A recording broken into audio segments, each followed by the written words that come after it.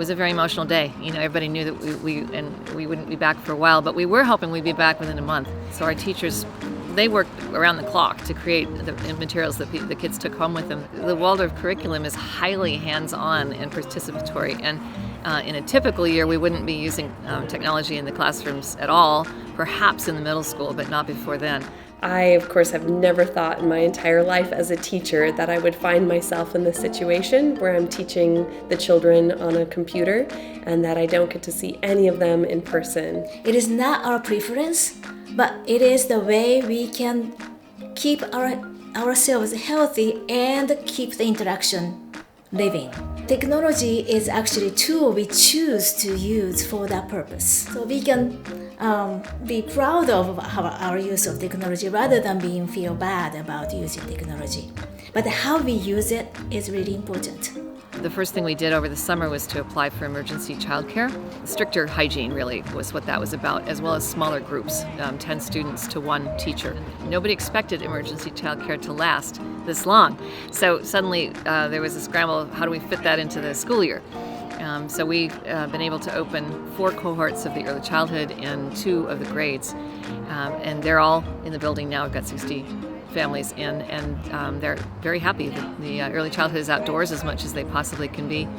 And the grades classes are all following our Cedarwood Connected Learning. A lot of us maybe going into this year were wondering how it was going to be, what would be best for our family, and wondering if committing to Cedarwood again would be the right thing for us.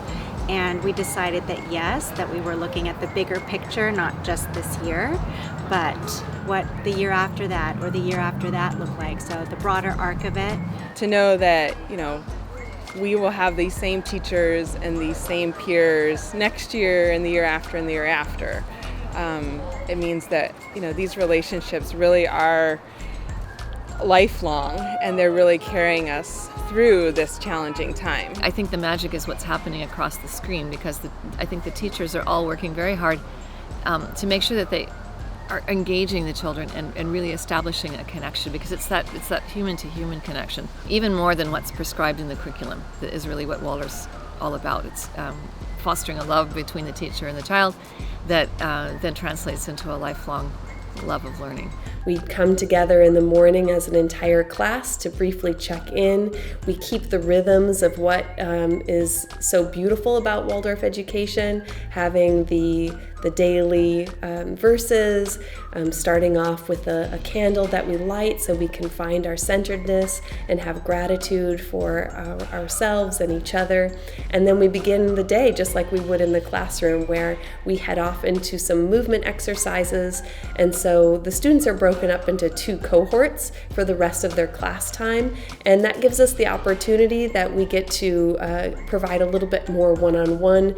It allows us to answer their questions really easily. We participate in activities together, and the children can see each other still on the screen. So we still have that engagement where we get to see each other in action, and I can reach out to all of them through the computer and connect with them through the activities. School has still been a really grounding force for us. They actually get, excited to see their friends and to see their teachers. And I'm very grateful for it, because it really is most of our kind of social connection. We have built such warmth and such connection between all of us as faculty, and really while holding those challenging questions of what is Waldorf education, how is it relevant to today, how is it in fact the most important thing for children under these circumstances.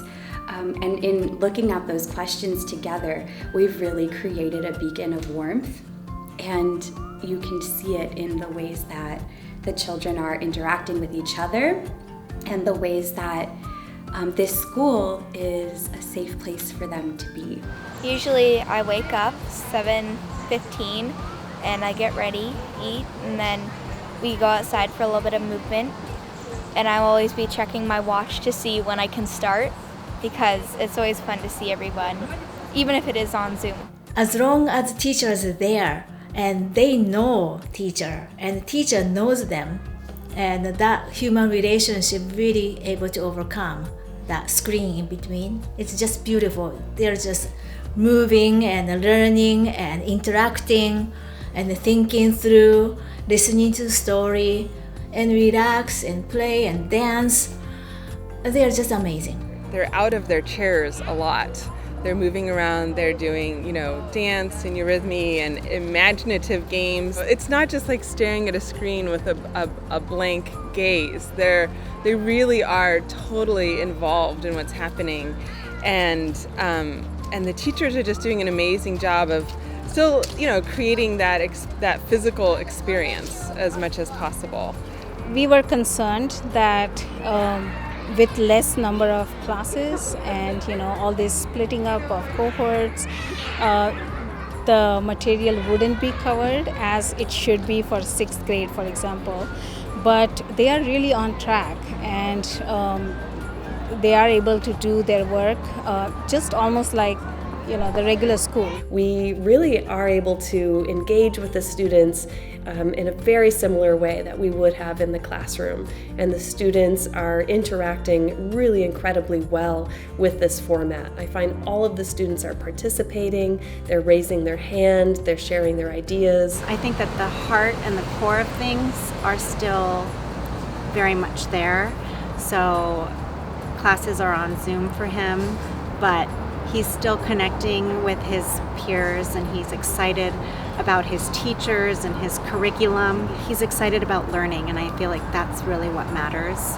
In a time where there's so much chaos and conflict, knowing that your child is immersed in a light-filled space with people dedicated to warmth in every possible way, I think that's what people are looking for their children right now, and it's a gift to be able to provide that.